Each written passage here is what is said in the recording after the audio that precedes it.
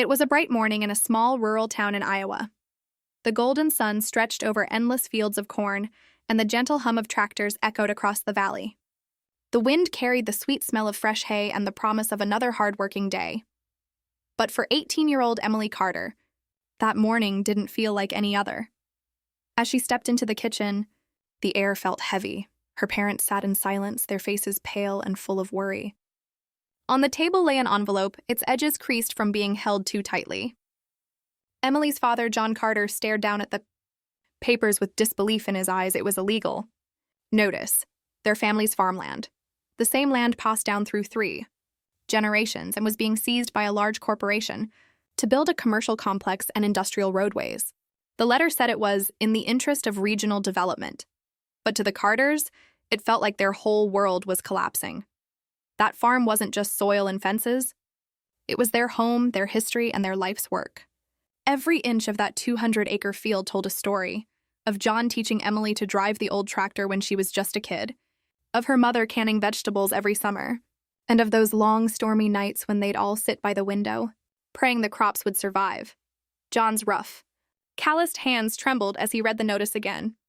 His voice broke as he whispered, "They can't just take it from us.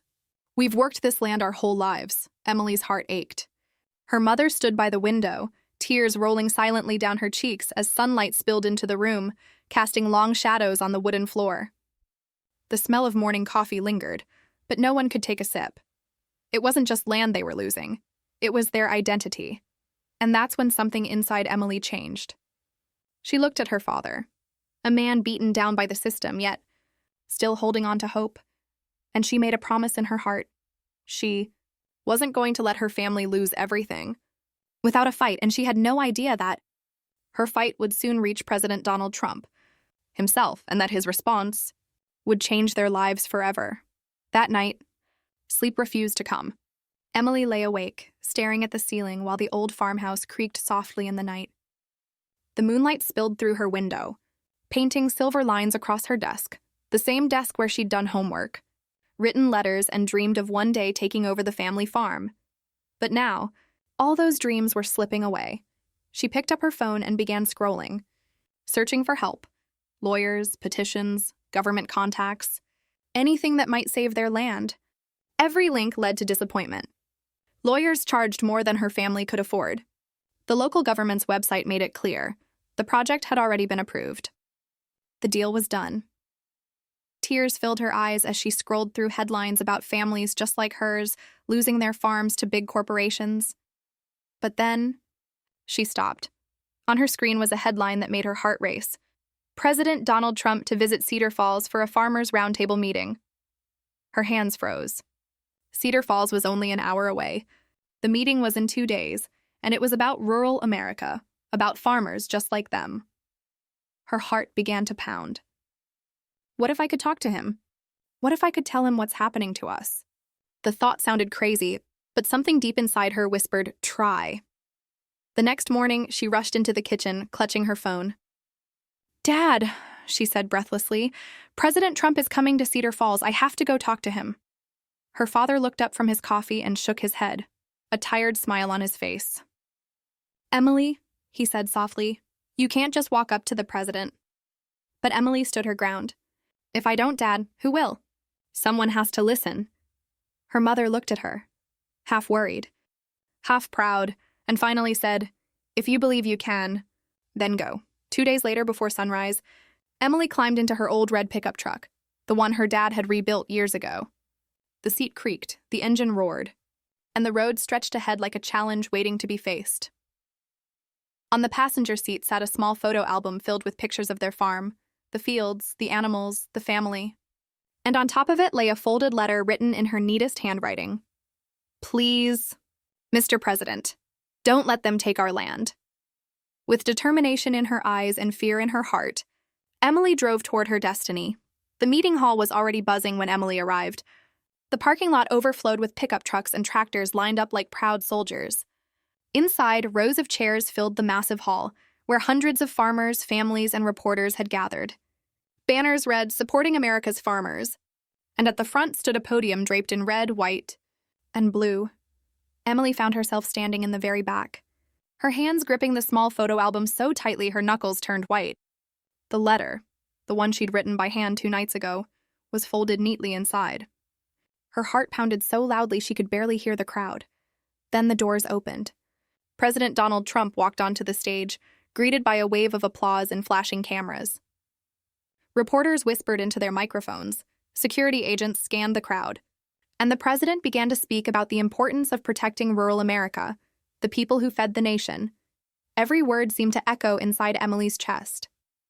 She wanted to believe him. She needed to believe him. When the speech ended, President Trump stepped down to shake hands and greet people. Farmers lined up eagerly, holding their hats, thanking him for his support. Emily's throat went dry as she realized it was now or never. Her hands trembled, but she pushed through the crowd. People turned to look as she called out, her voice breaking with emotion. "Mr. President! Please, they're taking my family's farm." For a split second, the entire room froze. Reporters stopped talking, cameras turned, and Secret Service agents moved toward her. But then President Trump raised his hand. "Let her through," he said calmly. Emily's heart nearly stopped. She walked forward slowly, every step echoing in the quiet hall. When she reached him, she looked up, tears in her eyes, and handed him the letter. He took it, glanced down, then looked her straight in the eyes. "Tell me what's happening," he said, and she did. She told him everything. The unfair deal, the corporation's pressure, the officials who turned their backs. Her voice cracked as she whispered, "This land is all we have. My dad worked his whole life for it." For a long moment, President Trump said nothing. He opened her photo album, flipping through the pictures of sunlit fields and hard days' work.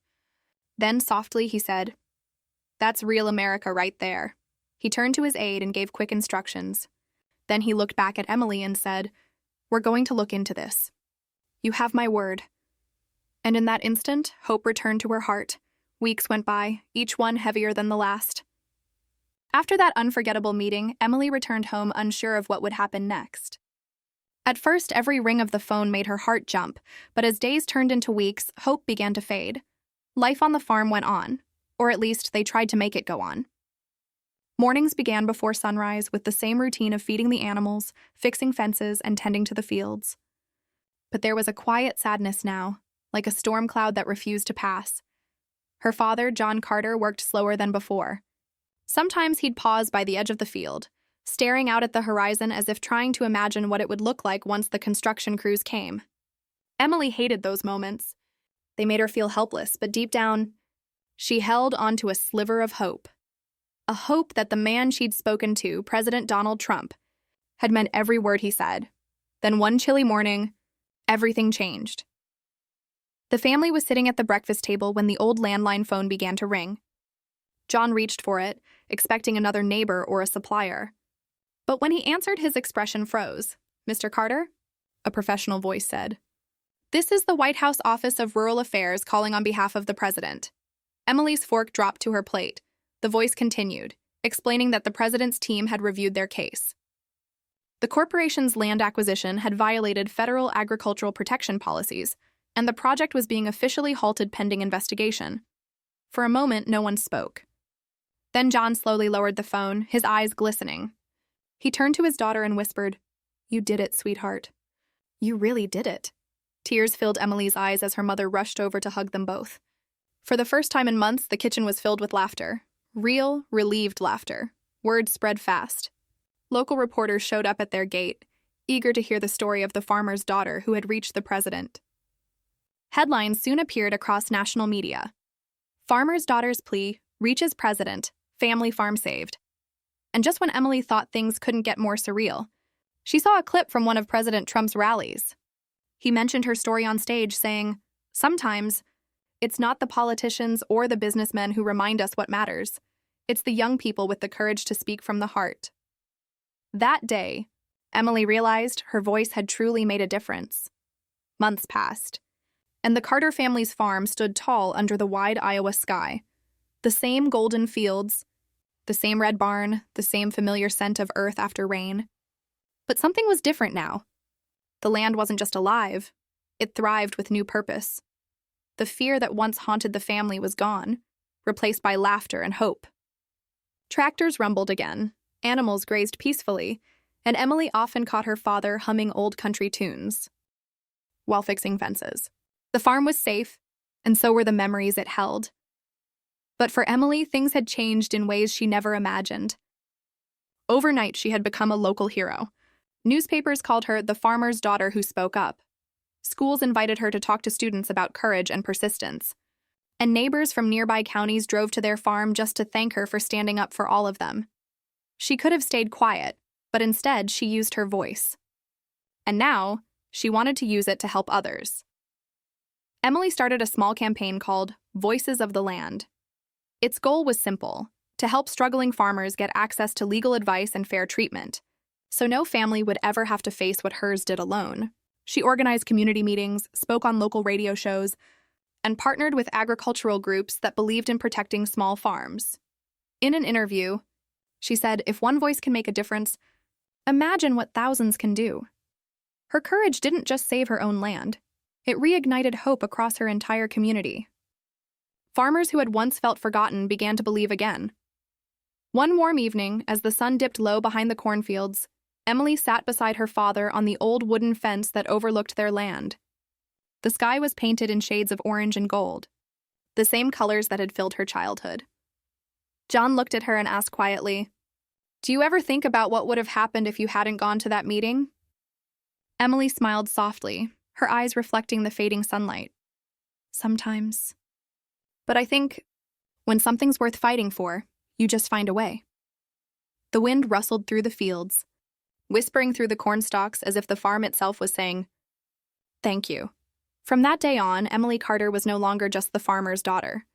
She was a symbol of hope, of courage, and of the power of one brave voice that dared to speak up.